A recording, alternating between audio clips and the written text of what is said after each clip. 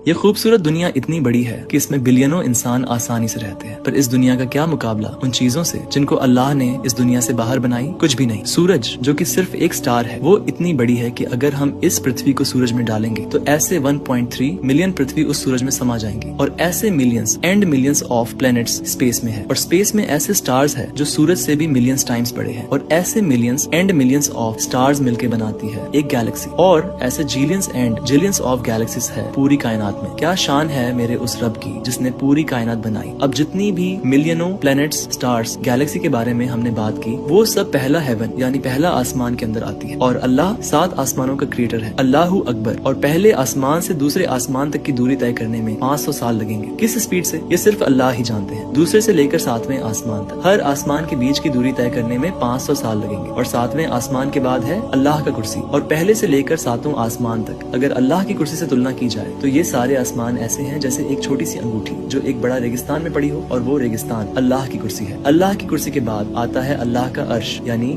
اللہ کا سنہاسن۔ رسول اللہ صلی اللہ علیہ وسلم نے ارشاد فرمایا کہ اللہ کی کرسی عرش کے مقابلے میں ایسے ہے جیسے ایک معمولی سی انگوٹھی کسی بے انتہا ریگستان میں پڑی ہو۔ سوچو، وہ کرسی جس پر سارے آسمان ایک انگوٹھی کی طرح لگتے ہیں، وہ خود عرش کے سامنے کچھ بھی نہیں۔ پھر آتے ہیں وہ فرشتے جو اللہ کے عرش کو اٹھائے ہوئے ہیں، ان کے سر 7ویں آسمان میں ہوتے ہیں اور پاؤں سب سے نیچی زمین میں۔ پھر آتا ہے عرش کا مالک اللہ جو ہر چیز سے اونچا اور ہر حد سے پرے ہے۔ اللہ کی ذات کو نہ کوئی پوری طرح سمجھ سکتا ہے، نہ کوئی اس کا اندازہ لگا سکتا ہے۔ اس کی شان اتنی بڑی اور بے مثال ہے کہ انسان کی سوچ وہاں تک پہنچ ہی نہیں سکتی۔ وہ وہی ہے جو ہر چیز پر قادر ہے، سب کچھ جاننے والا ہے، اور جس کی مہانتا کی کوئی حد نہیں۔ اللہ اپنے عرش کے اوپر ہے لیکن اس سے کچھ بھی چھپا نہیں۔ زمین میں جو جاتا ہے، جو نکلتا ہے، آسمان سے جو گرتا ہے، جو اس میں پیدا ہوتا ہے، ہر چیز اللہ جانتا ہے۔ دنیا کی سب سے باریک بات بھی اس کے علم سے باہر نہیں۔ تو یہ مت سوچو کہ اللہ دور ہے، وہ قریب بھی ہے اور ہر حال سے خبردار بھی۔ رسول اللہ صلی اللہ علیہ وسلم نے فرمایا، جب اللہ نے مخلوقات کو پیدا کیا تو عرش پر ایک کتاب میں لکھا، بے شک میری رحمت میرے غضب پر غالب ہے۔ اگلا ایپیسوڈ جلد آ رہا ہے، اس سے پہلے ویڈیو کو شیئر کریں اور پیج کو فالو کرنا نہ بھولیں۔